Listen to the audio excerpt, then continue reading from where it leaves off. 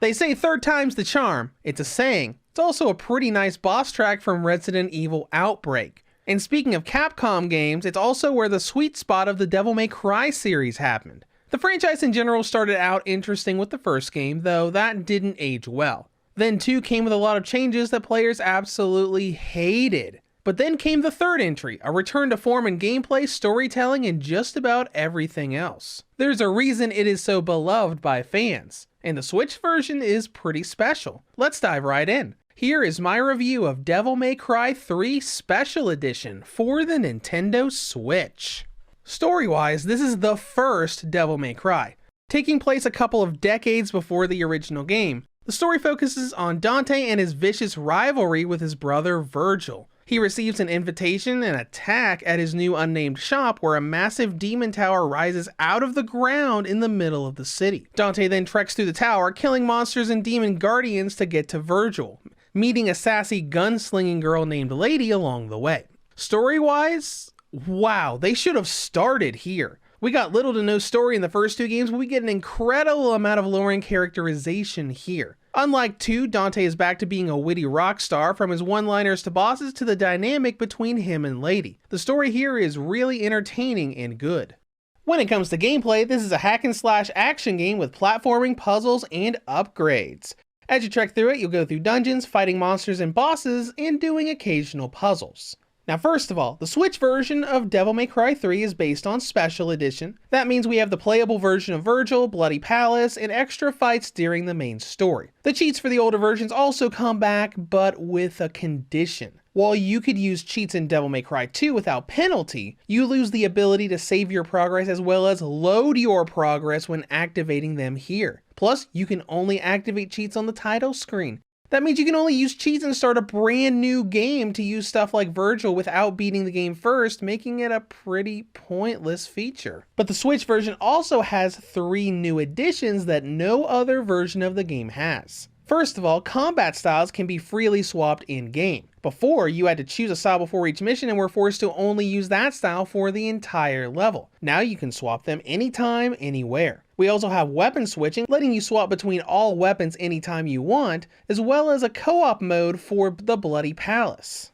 Now let's get into the game itself. The progression style hasn't really changed. You go through a large set of 3D environments with a mission format. You platform around areas, solve puzzles to open doors, and fight off enemies to progress towards the next story point. You still have mission complete screens that let you save your progress and even choose difficulty if you unlock the easy auto mode. You can also spend souls to upgrade from the mission complete screen or statues you find, just like the previous entries. But what do you actually do? Finding items for puzzles is typical, just like previous games. We also have some new features for general gameplay. You can now lock onto enemies, and while the cinematic camera is still here, we have fewer fixed camera sections and many areas allow you to freely move the camera around. But combat is what really changed the game.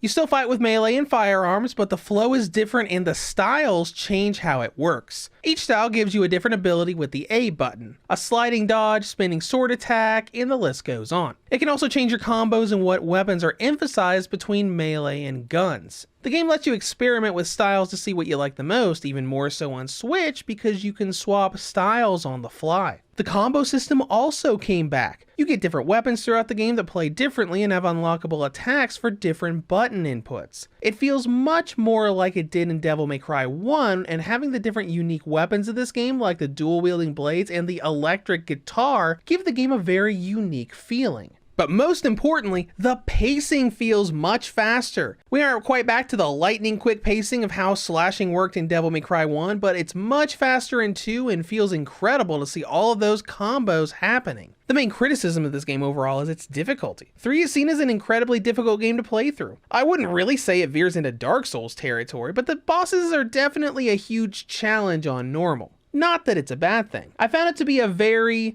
once you figure out how to fight the boss, it turns into a cakewalk sort of game.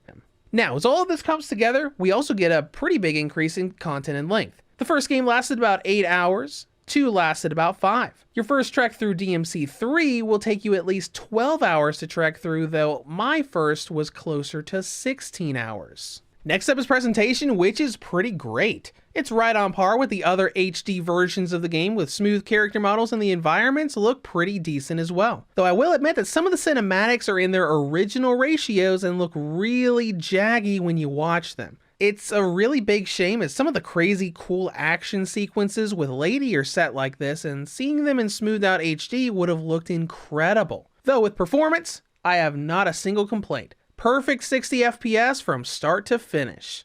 That brings us to battery life. Devil May Cry 3 gets 3 to 4 hours on the original model, 4 to 5 on the Lite, 5 to 6.5 on the V2, and 5.5 to 7 on the OLED. Now in conclusion, Devil May Cry 3 remains the best game of the PS2 trilogy in terms of gameplay and excellent storytelling, and the Switch version is by far the best way to play the game. Now on the downside, some of the better action scenes were not upscaled and remain jaggy messes, but that's a small nitpick to a port that has great optimization and added in exclusive features that are only available on the Switch. Reviews to Go rates Devil May Cry 3 Special Edition for the Nintendo Switch a 9.5 out of 10. If you have any comments or questions, feel free to leave them below. Thank you for watching, and have a great day.